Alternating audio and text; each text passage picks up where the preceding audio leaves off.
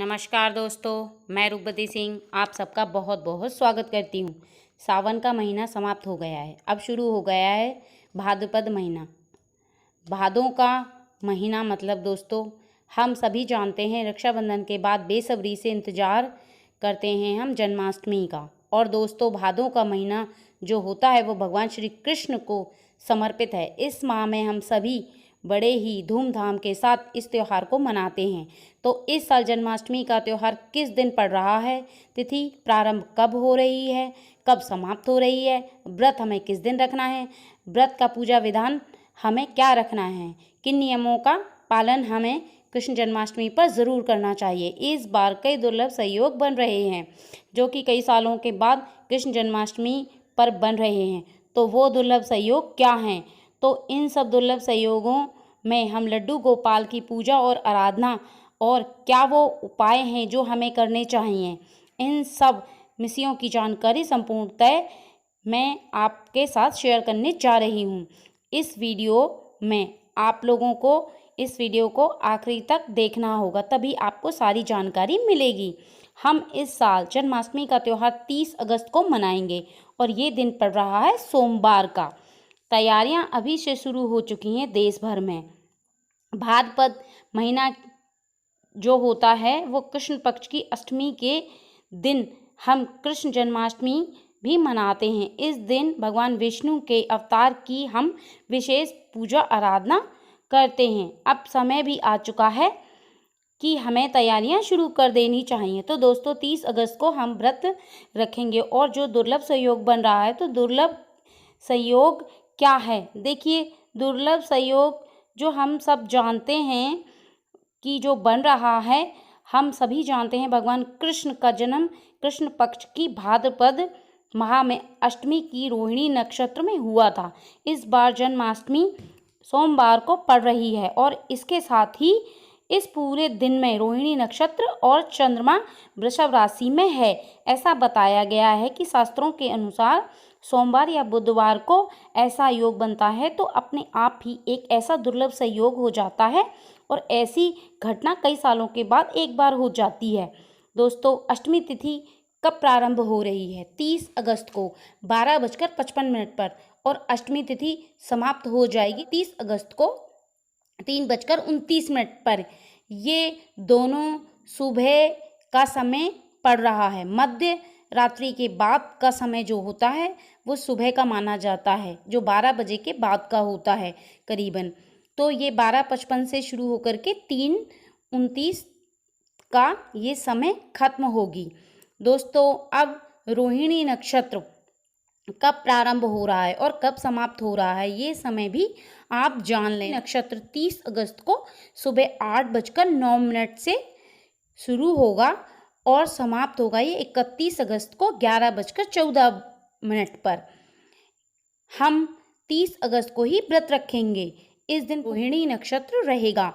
मध्य रात्रि में भी भगवान के समय भी रोहिणी नक्षत्र रहेगा। बहुत महत्व रखता है। दोस्तों व्रत हमें 30 अगस्त को ही रखना है और जो जन्माष्टमी की पूजा का जो समय होता है वो निशिता काल की पूजा का शुभ मुहूर्त होता है। निशिता काल में भी हम भगवान श्री कृष्ण का जन्मदिन मनाते हैं और इस बार निशिता काल की पूजा का जो समय है दोस्तों वो है रात्रि में 11:53 से लेकर 12:43 का समय ये पड़ रहा है। 31 अगस्त लग जाएगा क्योंकि 12 बजे के बाद दूसरी डेट चेंज हो जाती है, क्योंकि रात्रि में जो 12 बजे आप निशिता काल की पूजा लग जाती है तो 12 बजे के बाद आपको ये समय मिल रहा है, 45 मिनट के आसपास का समय मिल रहा है। इसी समय में हम बाल गोपाल का जन्मोत्सव मनाते हैं। अब पारण का समय भी हम जान लेते हैं जो कि बहुत महत्व रखता है। जन्माष्टमी के अवसर पर पारण का शास्त्रों के विधान में बताते हैं।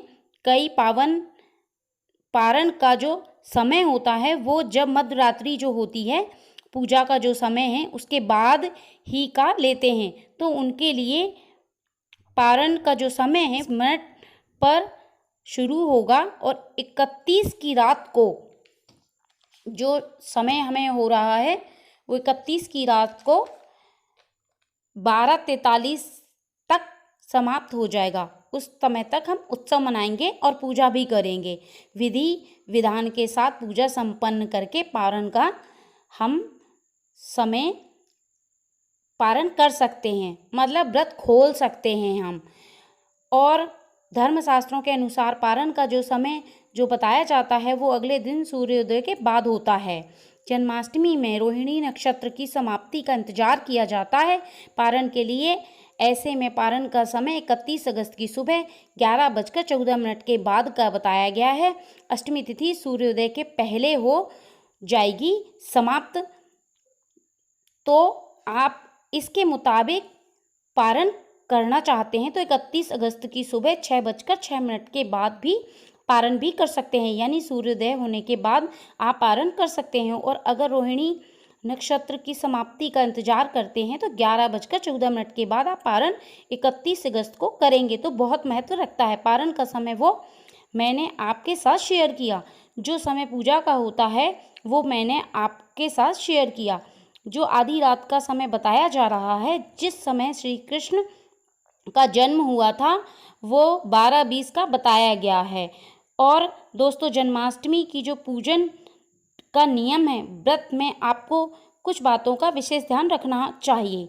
जब हम जन्माष्टमी का व्रत रखते हैं तो हमें इस दिन अन्न ग्रहण बिल्कुल नहीं करना चाहिए। रात्रि के पूजा के बाद आप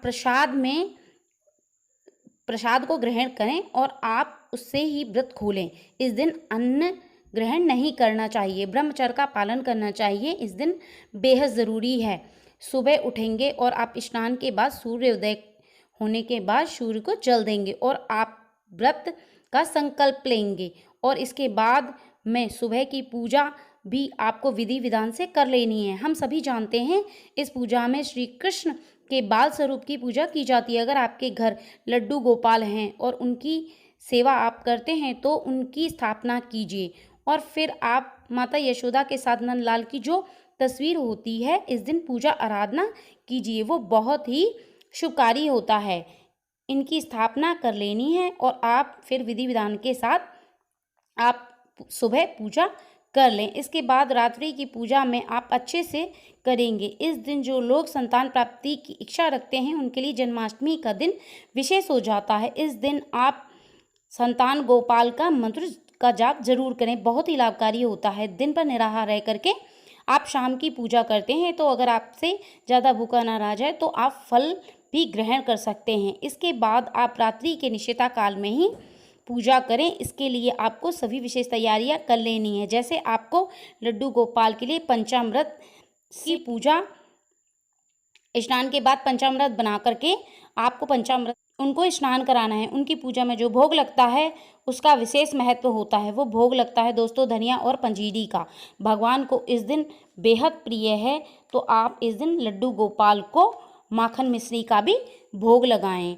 और लड्डू गोपाल को बेहद प्रसन्न करना है तो इनका भोग लगाने से लड्डू गोपाल भी आप निश्चिता काल की पूजा के लिए मिठाई मेवा आदि रखेंगे। तुलसी पत्र का विशेष महत्व है तो जन्माष्टमी की पूजा के लिए एक दिन पहले तुलसी पत्ते तोड़कर ले आएं। ऐसा बताया जाता है कि जब श्री कृष्ण का जन्म हो जाता है तब श्री कृष्ण का जन्म होने के बाद आप इस तुलसी के पत्ते को भोग में डालें तो बहुत ही शुभ होता है। तो इस बात का विशेष तौर से ध्यान रखें। इसके बाद भगवान लड्डू गोपाल के लिए झूले की व्यवस्था ज़रूर करनी चाहिए। जहाँ पर आपने उनका आसन बिछाया है और उनको स्थापित किया है वहाँ पर उनके लिए एक झूला रखें और उसमें फूलों को उसको सजाएं। फिर उनको उस पर स्थापित करके झूला झुलाएं। ये बहुत ही शुभ होता है। और लड्डू गोपाल को पीले वस्त्र नए उनको धारण करवाएं। इसके बाद भगवान की आरती करें, घी का दीप जलाएं।